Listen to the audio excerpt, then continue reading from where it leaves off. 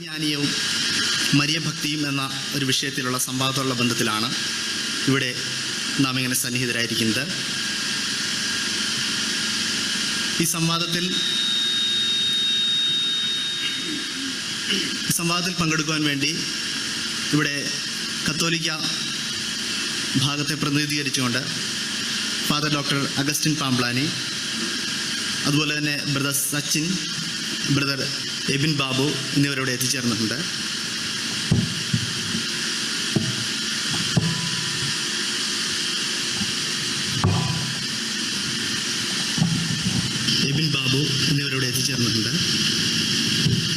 പെന്തക്കോസ്ത് വീക്ഷണത്തെ പ്രതിനിധീകരിക്കുവാൻ pastor Jaice Pandanad, pastor Abhilash എന്നിവർ നമ്മളോടൊപ്പം ഉണ്ട്. നമ്മുടെ ഈ പ്രോഗ്രാം ആരംഭിക്കുകയാണ്. ഇതിനകം തന്നെ നമ്മൾ തീരുമാനിച്ച പ്രകാരം ആദ്യം കത്തോലിക്ക ഭാഗത്തു നിന്നുള്ള അവതരണമായിരിക്കും. ആദ്യത്തെ 20 മിനിറ്റ് അവതരണം. അതിനുവേണ്ടി ഫാദർ അഗസ്റ്റിനെ ഞാൻ ക്ഷണിച്ചുകൊള്ളുന്നു.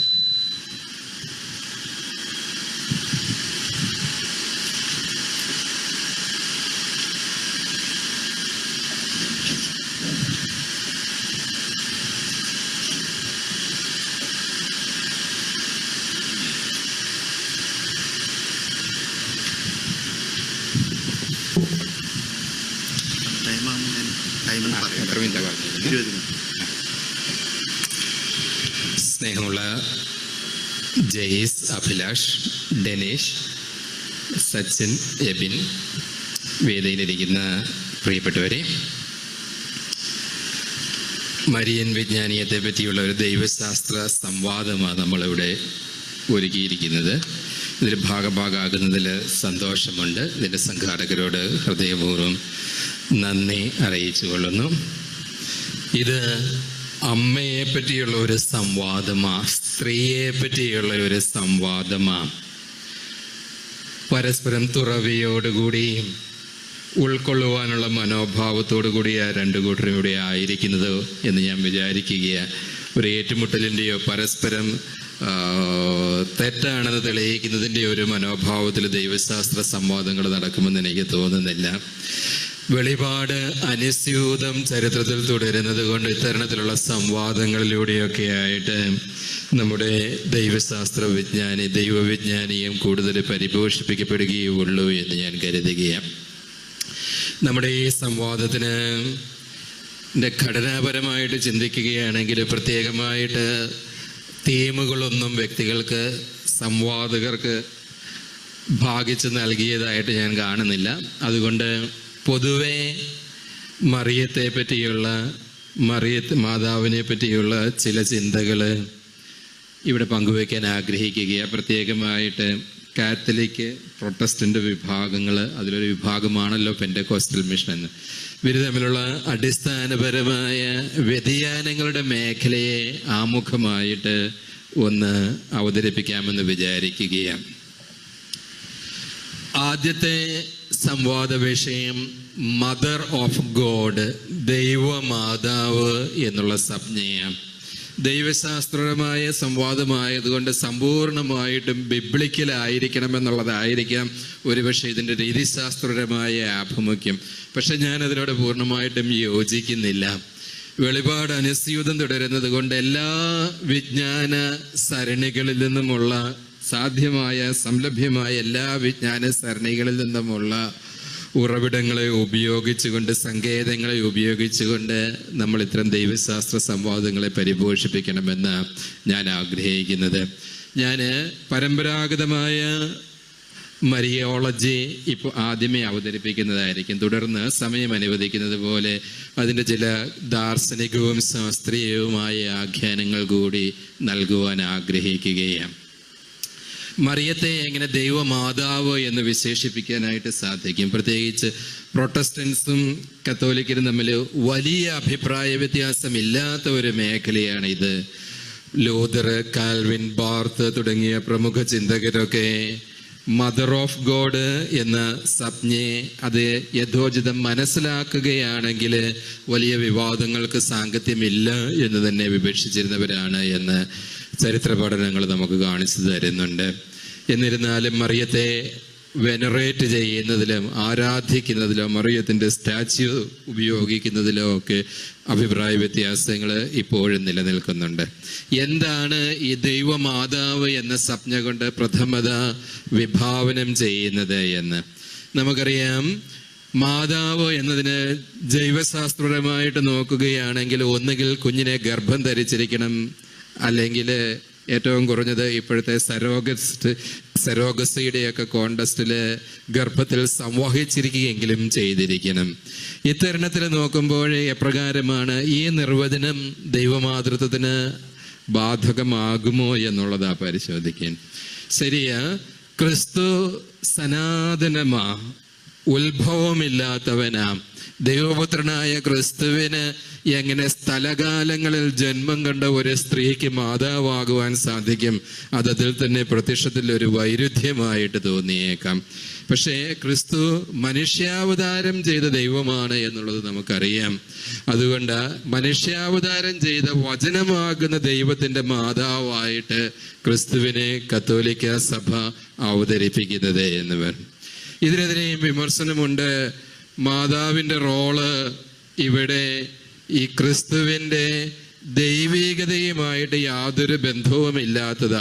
ക്രിസ്തുവിൻ്റെ മാനുഷികതയ്ക്ക് മാത്രമേ മറിയം ഇവിടെ ജന്മം നൽകിയിട്ടുള്ളൂ, അല്ലെ ആവിഷ്കാരം നൽകിയിട്ടുള്ളൂ. അതുകൊണ്ട് മറിയത്തിൻ്റെ ദൈവമാതൃസ്ഥാനം ഇവിടെയും ചോദ്യം ചെയ്യപ്പെടുക. നെസ്തോറിയനിസം എന്ന് പറയുന്ന ചിന്താഗതിയാണ് ഇവിടെ അവതരിപ്പിക്കുന്നത്.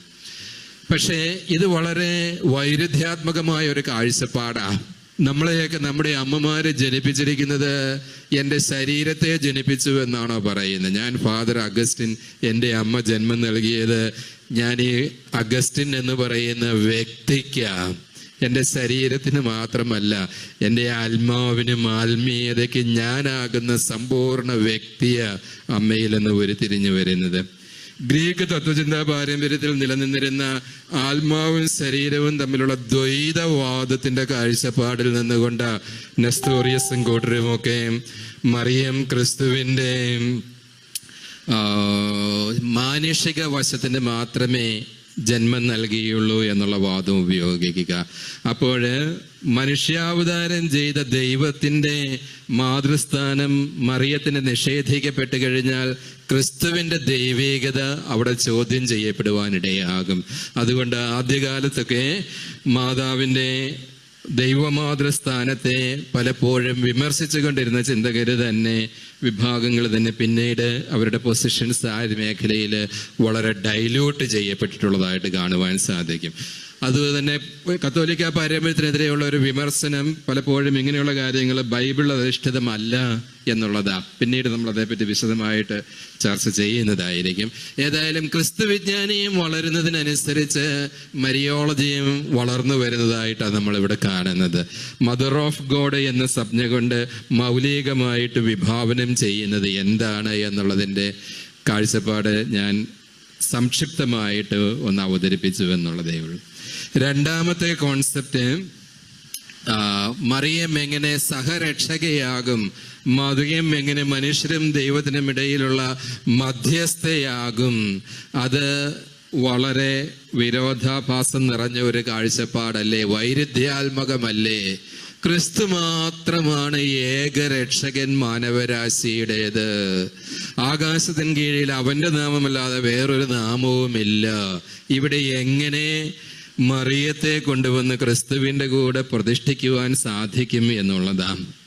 ഇവിടെ ഇതിനോട് റെസ്പോണ്ട് ചെയ്യുകയാണെങ്കിൽ പരമ്പരാഗതമായ കാത്തലിക് കാഴ്ചപ്പാട് ഞാനിവിടെ അവതരിപ്പിക്കാം. പിന്നീട് നമുക്ക് ചില ഹെർമിനോട്ടിക്കൽ റിഫ്ലക്ഷൻസ് ഇതേപ്പറ്റി നടത്താമെന്ന് വിചാരിക്കുകയാണ്.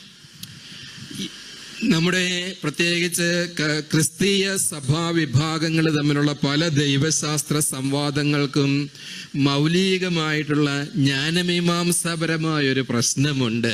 ഇത് വളരെ അടിസ്ഥാനപരമായ ഒരു പ്രശ്നമാണ്. എങ്ങനെ നമ്മൾ ഭാഷയെ മനസ്സിലാക്കുന്നു, നമ്മൾ ഉപയോഗിക്കുന്ന സംജ്ഞകളുടെ അർത്ഥങ്ങൾ എന്താണ് എന്നുള്ളതിനെ വിമർശന ബുദ്ധിയെ വേണ്ടവണ്ണം അപഗ്രഥിക്കാതെ കൺവെൻഷണൽ ആയിട്ടുള്ള അർത്ഥങ്ങൾ മാത്രം ഉപയോഗിച്ചുകൊണ്ട് ദൈവശാസ്ത്ര സംജ്ഞകളെ ആഖ്യാനം ചെയ്യുമ്പോൾ സംഭവിക്കുന്ന ഒരു രീതിശാസ്ത്രപരമായ അപകടമാണ് ഇതെന്ന് എനിക്ക് തോന്നുകയാണ്. വലിയൊരു ന്യൂനീകരണം ഇതിൽ സംഭവിക്കുന്നുണ്ട്. റിഡക്ഷനിസം എന്നൊക്കെ നമ്മൾ പറയും. മറിയത്തിന് മധ്യസ്ഥയായിരിക്കാൻ സാധിക്കുകയില്ല, സഹരക്ഷകയായിരിക്കാൻ സാധിക്കുകയില്ല. അത് ക്രിസ്തു മാത്രമാണ്. പിതാവിലേക്ക് ഞാനാണ് വഴിയും സത്യവും ജീവനും എന്നല്ലേ ക്രിസ്തു പറയുന്നത്. ഇതിനപ്പുറം എങ്ങനെയാ വേറൊരു മധ്യസ്ഥയെ ഇതിനിടയിൽ കൊണ്ടുവരാൻ സാധിക്കുക? അവിടെ ഞാൻ പറഞ്ഞത് ഈ മധ്യസ്ഥ, സഹരക്ഷക, അഡ്വക്കേറ്റ്, മധ്യവർത്തി എന്നുള്ള സംജ്ഞകളെയൊക്കെ നമ്മൾ കൂടുതൽ വിപുലമായ അർത്ഥത്തിൽ മനസ്സിലാക്കേണ്ടിയിരിക്കുന്നു എന്നുള്ളത്. രക്ഷയുടെ ക്രിസ്തുവിലൂടെ മാത്രമാണ് രക്ഷ സംജാതമാകപ്പെടുന്നത് എന്നുള്ളതിൽ യാതൊരു സംശയവുമില്ല. അതിൽ കത്തോലിക്ക സഭയ്ക്കും അഭിപ്രായ വ്യത്യാസങ്ങളില്ല. പക്ഷേ ക്രിസ്തുവിലൂടെ സംജാതമായിരിക്കുന്ന രക്ഷ പരികർമ്മം ചെയ്യപ്പെടുന്നതിന് മറിയത്തിന് പ്രധാനപ്പെട്ട ഒരു റോൾ ഉണ്ട് എന്നുള്ളതാണ് കത്തോലിക്ക ദൈവശാസ്ത്രം എന്ന് പറയും.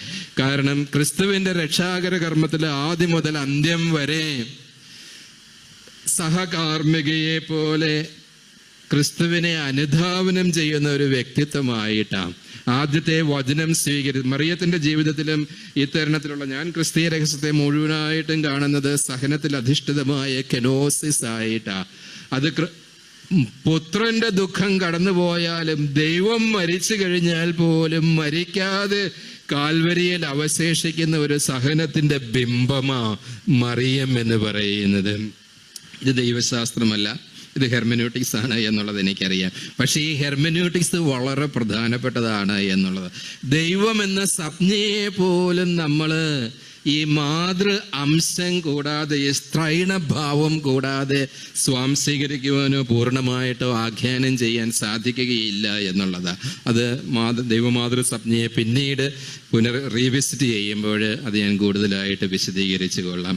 അതുകൊണ്ട് ക്രിസ്തുവിന്റെ രക്ഷാകര കർമ്മത്തിൽ ക്രിസ്തുവിനെ അനുസ്യൂതം നിഴൽ പോലെ അനുധാവനം ചെയ്യുന്ന വ്യക്തി എന്ന നിലയിൽ ആദ്യത്തെ പരിത്രാണ കർമ്മത്തിന്റെ ആദ്യത്തെ സ്വീകർത്താവ് എന്ന നിലയിൽ, എല്ലാത്തിൻ്റെയും സാക്ഷി എന്ന നിലയിൽ പരിശുദ്ധ അമ്മയിലൂടെയും മാതാവിലൂടെ അങ്ങനെ ഈ രക്ഷാകര കർമ്മം സഫലീകൃതമാകുന്നുണ്ട്. പരിശുദ്ധ അമ്മ അവിടെ ഒരു മധ്യസ്ഥയായി മാറുവാനായിട്ട് സാധിക്കുമെന്നുള്ളതാണ്. നിന്റെ ഹൃദയത്തിലൂടെ ഒരു വാൾ കടന്നു പോകുമെന്നുള്ള ശിമിയോന്റെ പ്രഖ്യാപനം ഇതിലേക്കുള്ള വിദൂരസ്ഥമായ ഒരു ചൂണ്ടുപലകയായിട്ട് ദൈവശാസ്ത്രജ്ഞന്മാര് വ്യാഖ്യാനിക്കുന്നുണ്ട്. ക്രിസ്തു തൻ്റെ പാസ്കൽ മിഷനെ മനസ്സിലാക്കുന്നതിന് മുൻപേ തന്നെ മറിയത്തിന് ഈ രഹസ്യം ഹൃദയപൂർവ്വം ആവഹിക്കേണ്ടതുണ്ടായിരുന്നു. അതിനോട് ഒരിക്കലും ഒരു വിസമ്മതം പ്രകടിപ്പിക്കാതെ സമ്പൂർണ്ണ സഹകരണം നൽകിക്കൊണ്ട് ക്രിസ്തുവിനെ പിതാവിന് വേണ്ടി ഒരുക്കിക്കൊണ്ടിരിക്കുന്ന ഒരു കാർമ്മികയായിട്ട് മറിയത്തെ വിഭാവനം ചെയ്യുവാനായിട്ട് സാധിക്കുമെന്നുള്ളതാണ്. എന്നെ കാണുന്നവൻ പിതാവിനെ കാണുന്നു എന്ന് ഈശോ പറഞ്ഞിട്ടുണ്ടല്ലോ. ഒരുപക്ഷെ അത് നിശ്ചയമായും അത് സ്വർഗസ്ഥനായ പിതാവിനോടുള്ള പരാമർശമാണ്. ഒന്നും കൂടി നമ്മൾ സാമൂഹികമായിട്ട് ചിന്തിക്കുകയാണ് എങ്കിൽ എന്നെ കാണുന്നവൻ പിതാവിനെ കാണുന്നു എന്ന് പറഞ്ഞതുപോലെ എന്നെ കാണുന്നവൻ എൻ്റെ അമ്മയെ കാണുന്നു എന്നും കൂടി തിരുത്തി വായിച്ചാലും തെറ്റില്ല എന്ന് തോന്നുകയാണ്. അല്ലെ, അങ്ങനെ ഒരു വായന കൂടി ആവശ്യമാണ് എന്നുള്ളത് തോന്നുകയാണ്. ക്രിസ്തു ഈശോയെ പ്രാർത്ഥിക്കുവാൻ പഠിപ്പിച്ചത് മറിയമാം. അന്നദാതാവായ ദൈവത്തിന് അന്നം വിളമ്പിക്കൊടുത്തത് അവളാം. അവൻ്റെ ജൈവികമായിട്ടുള്ള ശരീരം പകർന്നു നൽകപ്പെട്ടത് അല്ലെങ്കിൽ അടർത്തിയെടുക്കപ്പെട്ടത് മറിയത്തിൽ നിന്നാണ്. അതുകൊണ്ട് ജൈവികമായിട്ട് തന്നെ അഭേദ്യം എല്ലാ രക്ഷാകര കർമ്മത്തിനും നമ്മൾ ആത്മീയമായ അർത്ഥത്തിൽ മാത്രമേ അതിനെ നോക്കി കാണാറുള്ളൂ.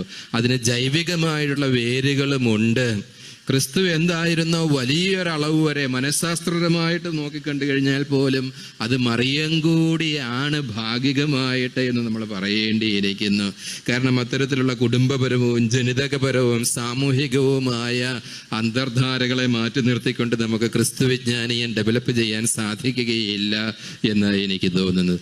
അതുകൊണ്ട് സഭാപിതാക്കന്മാർ പലരും രണ്ടു തരം ഓഫറിങ്ങുകൾ, സമർപ്പണങ്ങൾ കാൽവരിയിൽ നടക്കുന്നതായിട്ട് പറയാറുണ്ട്. ക്രിസ്തു സ്വമനസാലെ തന്നെ പിതാവിന് സമർപ്പിക്കുകയാണ്. അതോടൊപ്പം തന്നെ കുരിശിന്റെ ചുവട്ടിൽ നിൽക്കുന്ന മറിയം ക്രിസ്തുവിനെ സന്തോഷപൂർവ്വം സമർപ്പിക്കുകയാണ്. അവനെ രക്ഷിക്കണമെന്ന് അവൾക്ക് ആഗ്രഹമില്ല.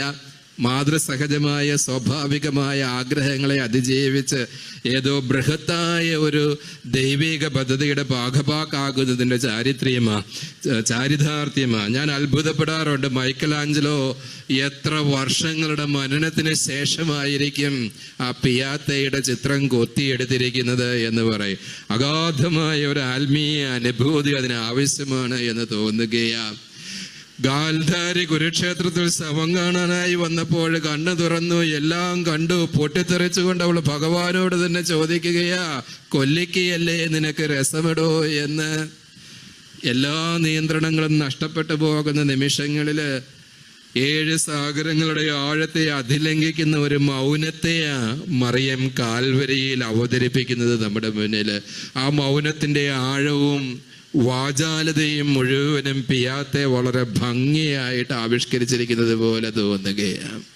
അക്ഷരാർത്ഥത്തിൽ പിയാത്തയെ പറ്റിയുള്ള മനനം മാത്രം മതി നമ്മുടെ മറിയത്തെ പറ്റിയുള്ള സംവാദങ്ങളെ അതിൻ്റെ ശരിയായ കൺക്ലൂഷനിലേക്ക് കൊണ്ടുവരാൻ എന്നെനിക്ക് തോന്നുകയാണ്.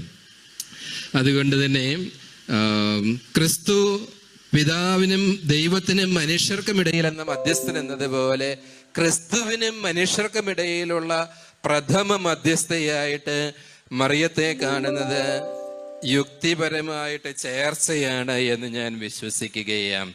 അതുകൊണ്ട് ക്രിസ്തുവിന്റെ മധ്യസ്ഥതയെ പകരം വരുന്ന ഒരു മധ്യസ്ഥതയല്ല മറിയത്തിന്റെ മധ്യസ്ഥത. ക്രിസ്തുവിന്റെ യോഗ്യതയിൽ നിന്ന് ഉത്ഭവിക്കുന്നത്, ക്രിസ്തുവിന്റെ യോഗ്യതയാൽ ആരോഹണം ചെയ്യപ്പെടുന്ന അല്ലെങ്കിൽ ആധികാരികത ലഭ്യമാകുന്ന ഒരു മധ്യസ്ഥതയാ മറിയത്തിന്റെ മധ്യസ്ഥത എന്ന് പറയും. മറിയത്തിലൂടെ ഒരു പരിധിവരെ പൂർണ്ണമാകുന്നത് തെറ്റിദ്ധരിക്കപ്പെടുവാൻ സാധ്യതയുള്ള ഒരു ഫോർമുലേഷനാണ്. ക്രിസ്തു നേടിയെടുത്ത യോഗ്യതകൾ മറിയത്തിലൂടെ പരികർമ്മം ചെയ്യുന്നത് വഴിയായിട്ട് മറിയം സഹരക്ഷകയായിട്ട് മാറുന്നു. ദൈവത്തിന് മുമ്പാകെ എല്ലാ യോഗ്യതയും ക്രിസ്തു നമുക്ക് വേണ്ടി സമ്പാദിച്ചിരിക്കുന്നതാ.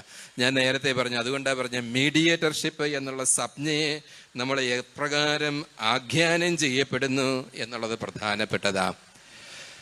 ഇതിനെ വളരെ പ്രാതിഭാസികമായ ഒരു വിശകലനത്തിലൂടെ നമുക്ക് മനസ്സിലാക്കാനായിട്ട് സാധിക്കും. നമ്മുടെ കുടുംബാന്തരീക്ഷം എന്ന് പറയുന്നേ, ഞാൻ എന്തെങ്കിലും കാര്യങ്ങൾ നേടിയെടുക്കണമെങ്കിൽ അപ്പച്ചൻ്റെ അടുത്തുനിന്ന് ചാച്ചൻ്റെ അടുത്ത് എന്തെങ്കിലും കാര്യം നേടിയെടുക്കണമെങ്കിൽ അമ്മച്ചിയോട് ആദ്യം പറയും.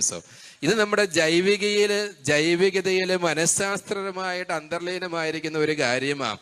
സ്വാഭാവികമായ ഇങ്ങനെയുള്ള സംവിധാനങ്ങളൊക്കെ നമ്മുടെ അനുദിന ജീവിതത്തിലോ സാമൂഹിക സംവിധാനങ്ങളിലോ ഒക്കെ ഉണ്ടാകുന്നതിന് അല്പം ഫിലോസോഫിക്കലായിട്ട് ഒരു ടെർമിനോളജി ഉപയോഗിച്ചു കഴിഞ്ഞാൽ ഒണ്ടോളജിക്കലായിട്ടുള്ള ചില ഗ്രൗണ്ടുകളുണ്ട്, അതിഭൗതികമായിട്ടുള്ള ചില അടിസ്ഥാനങ്ങളുണ്ട് ഇതുപോലെയുള്ള സംവിധാനങ്ങൾക്ക്. അത് അമ്മയുടെ മധ്യസ്ഥ സ്ഥാനം ഇല്ലാതാക്കുകയല്ല, അല്ലെങ്കിൽ പിതാവും ഞാനും തമ്മിലുള്ള ബന്ധത്തെ മുറിച്ചു കളയുന്നതല്ല, ഒന്നും കൂടി സഫലീകരിക്കുന്നതേ ഉള്ളൂ എന്നുള്ളതാണ്. അമൂർത്തമായ ഒരു സംജ്ഞയെ അല്ലെങ്കിൽ ഒരു ദൈവിക സങ്കല്പത്തെ നമ്മൾ മൂർത്തമായിട്ട് സമീപിക്കുവാനുള്ള ഒരു സംവിധാനമായിട്ട് നമ്മുടെ ജീവിതങ്ങളുടെയൊക്കെ മനഃശാസ്ത്രത്തോട് അല്ലെങ്കിൽ നമ്മുടെയൊക്കെ അസ്തിത്വപരതയോട് ചേർന്ന് നിൽക്കുന്ന ഒരു ബിംബവും പ്രതീകവും ഒക്കെ വളരെ ചേർച്ചയാണ്. നമുക്ക് ആവശ്യമായിട്ടുള്ള ആ സമീപസ്ഥമായിട്ടുള്ള സാന്നിധ്യമാണ് ഇവിടെ മറിയം എന്ന് പറയുന്നത്. ദൈവം പ്രവർത്തിക്കുന്ന രീതിശാസ്ത്രം ഇതുകൂടിയ അതുകൊണ്ട് ക്രിസ്തു ഏക വഴിയായിരിക്കുന്നതും സത്യവും ജീവനുമായിരിക്കുമ്പോൾ വേറൊരു വഴിയെ, എല്ലാ വഴികളെയും ഇല്ലാതാക്കുന്ന ഒരു എക്സ്ക്ലൂസിവിസ്റ്റ് ഭാഷയായിട്ട് അതിനെ തെറ്റിദ്ധരിക്കുന്നത് ശരിയായ ദൈവശാസ്ത്രമാണെന്ന് കണക്കാക്കാൻ വയ്യ. അത് സമഗ്രമാവുകയില്ല, അതിലുപരി അത് മാനവികമാവുകയില്ല എന്ന് ചിന്തിക്കേണ്ടിയിരിക്കുന്നുവെന്ന് തോന്നുകയാണ്. ഒന്നും കൂടെ നമ്മുടെ സഹജമായ മനുഷ്യാവസ്ഥയോട് ചേർന്ന് നിൽക്കുന്നതും നീതി പുലർത്തുന്നതും ഒരു മാതൃസങ്കല്പം ദൈവത്തിനും മനുഷ്യനും മധ്യേ, ക്രിസ്തുവിനും മനുഷ്യനും മധ്യേ ഉണ്ടായിരിക്കുന്നത് ചേർച്ചയാണ് എന്ന് വിചാരിക്കുകയാ. അതുകൊണ്ടായിരിക്കാം ആരും നിർബന്ധിക്കാതെ തന്നെ, ആരും അടിച്ചേൽപ്പിക്കാതെ സ്വാഭാവികമായിട്ട് ഈ മാതൃസംജ്ഞ, മാതൃസങ്കല്പം, മാതൃബോധം ഒക്കെ എല്ലാ പാരമ്പര്യങ്ങളിലും ഉത്കൃഷ്ടമായിരിക്കുന്നത് എന്ന് തോന്നുകയാണ്. അതും കൂടി നമ്മൾ ഈ കാഴ്ചപ്പാടിൽ കാണണമെന്ന് തോന്നുകയാണ്. ഒന്നും കൂടി, അന്ന് നിങ്ങൾ എന്നോട് ഒന്നും ചോദിക്കുകയില്ല, കാരണം പിതാവ് തന്നെ നിങ്ങളെ സ്നേഹിച്ചിരിക്കുന്നു. മിസ്റ്റിസിസത്തിന്റെയൊക്കെ, ദൈവശാസ്ത്രം ഒരിക്കലും മിസ്റ്റിസിസത്തിലേക്കൊന്നും എത്തിപ്പെടാറില്ല കേട്ടോ. വളരെ ഉപരിപ്ലവമാ ദൈവശാസ്ത്രം എന്ന് പറയുന്നത് പോലും. ദൈവശാസ്ത്രജ്ഞന്മാരുടെ കൺക്ലൂഷൻസും പരമമാണെന്ന് കരുതാൻ വയ്യ. ഉദാത്തമായ ദൈവ അനുഭവമാ യഥാർത്ഥ ദൈവശാസ്ത്രത്തിന്റെ ആരംഭം എന്ന് പറയുന്നത്. അതെങ്ങനെയാ ഈ മിസ്റ്റിക്കുകളുടെയൊക്കെ അനുഭൂതി വിശേഷങ്ങൾ എന്തായിരുന്നു എന്നുള്ളത് നമ്മൾ ചിന്തിക്കേണ്ടതുണ്ട് എന്ന്. അത് പ്രൊട്ടസ്റ്റൻസ് എന്നോ പെന്തക്കോസ്റ്റൽ എന്നോ കാത്തലിക് എന്നോ എന്നുള്ള വിഭാവനം കൂടാതെ തന്നെ ഞാൻ ഓർക്കുകയാണ്, അങ്ങ് ബനാറസിലെ ഒരു ഹൈന്ദവ ആശ്രമത്തിന്റെ മുഖ്യ കവാടത്തില് എഴുന്നള്ളിച്ച് വെച്ചിരിക്കുന്നത് മറിയത്തിന്റെ തിരുസ്വരൂപമാ.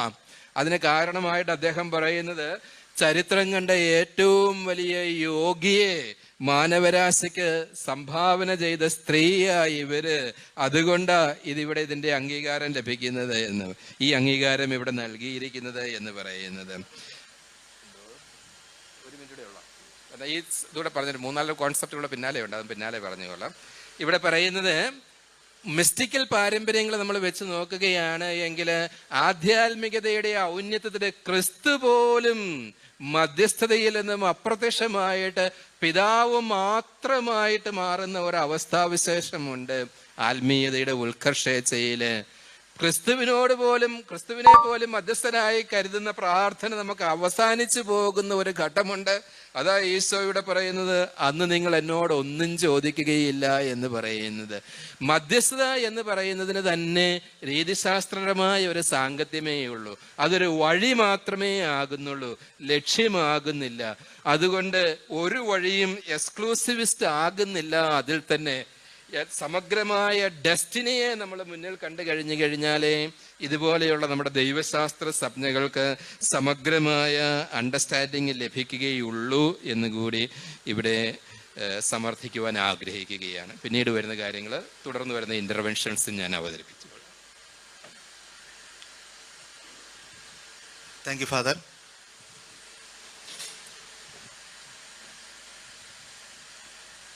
അടുത്ത 20 മിനിറ്റ് നേരം പെന്തക്കോസ്ത് വീക്ഷണത്തെ ഈ വിഷയത്തിൽ അവതരിപ്പിക്കുന്നതിന് വേണ്ടി പാസ്റ്റർ ജെയ്സ് പാണ്ടനാടിനെ ക്ഷണിക്കുന്നു.